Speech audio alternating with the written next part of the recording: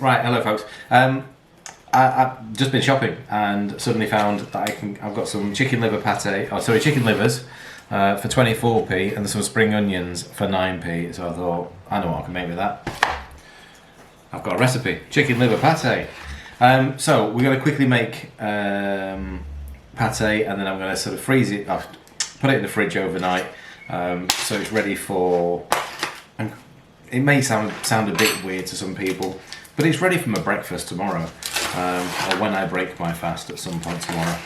I love having pate. So I'm going to wash these first. So bear with me a second. All right. So that's the chicken livers washed. I'm going to prep them a little bit more in a minute. But spring onions are definitely deserve to be in the reduced section, but even losing an outer leaf and a bit of the top, they were still worth picking up.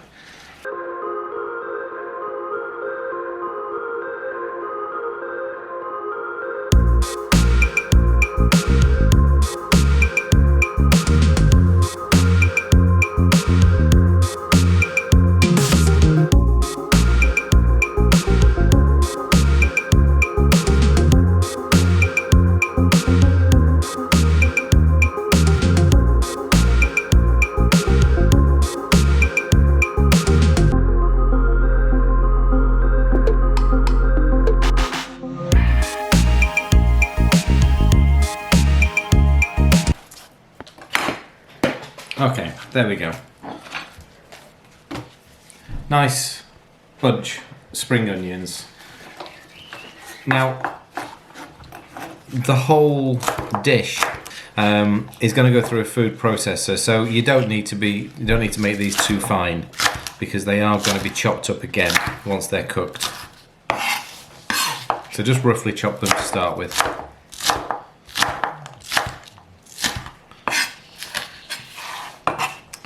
And we need some garlic.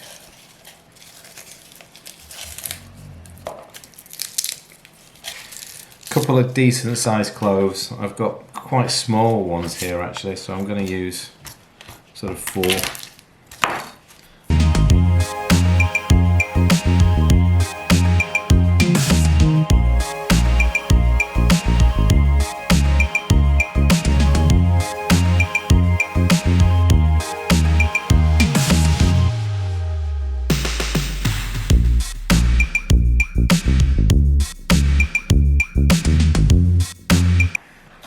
Again, garlic doesn't need to be finely chopped because we are going to process it.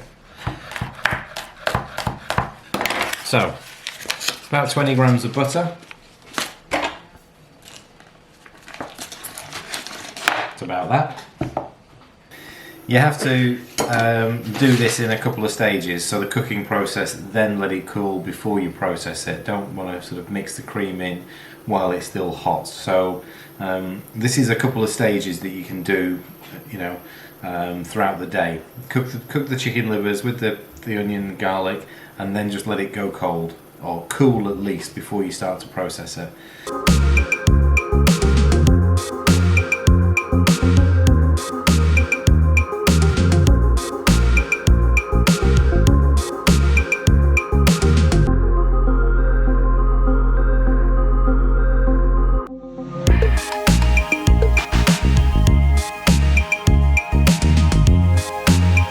Okay, while we let them just gently cook, don't want to sort of burn them, don't want to sort of like send them golden brown, just let them sit in the butter at a low heat for a little while. I'm just going to tidy up some of the chicken livers and get them into slightly smaller pieces. Don't want to be putting sort of whole pieces like this in, so we're just going to take out any of the tough parts and just have them in little chunks, just to make sure that they're cooked evenly, and we don't need to try and then overcook them. All right, So we've got them sort of just, let's go golden brown, so let's get them to the side. Chicken livers, I've cut them into little pieces just to help with the cooking.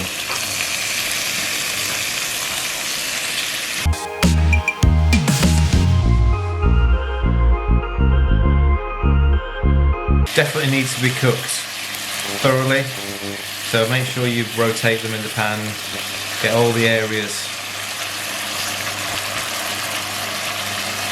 browned off. They're going to take a good sort of like 5 minutes with the livers in. Obviously there's a lot of liquid in here, so you don't have to really worry too much about adding anything. I'm just going to leave them alone for a few more minutes. So,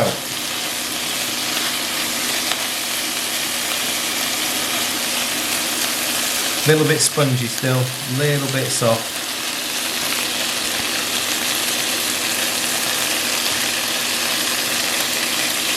Very close to being cooked though, very, very close. Just want to make sure all these bigger bits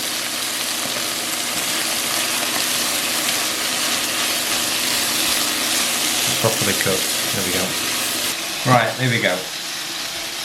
So they are about 85-90% cooked. They're still a little bit soft, but I'm going to let them sit in there now to finish off and cool down, and then I can make them into the pate. So livers have cooled, and if I just want to break one open, you see they're ever so slightly pink on the inside, but they're fully cooked and cool enough to handle, so they're cool enough to blitz as well. So, little food processor. Now this is where you get to choose whether you want a smooth chicken liver pate or a slightly coarser version. It depends as to how much you're going to blitz them. So I'm going to add in 50 grams of soured cream, which is those two big. There we go. That's it. And some thyme, some dried thyme. About a teaspoon. You could obviously change the seasoning if you don't like thyme. Add something that you do enjoy.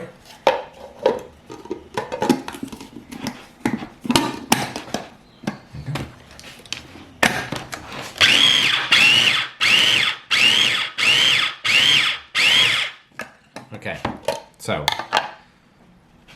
only a few quick pulses and you can see it's quite a coarse pate at the moment. So I'm going to go a little bit finer. I'm not going to make it smooth.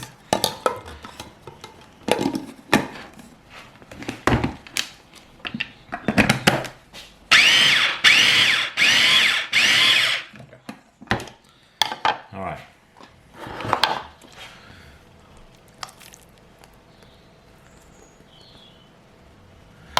So this is entirely up to you. So now would be a good time to taste it, just to make sure that if it needs any salt added to it.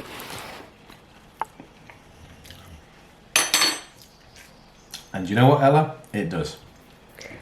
See? I'm a genius. So I'm going to give it. It definitely needs some salt. Just over half a teaspoon. I'm going to give it one quick mix. There we go.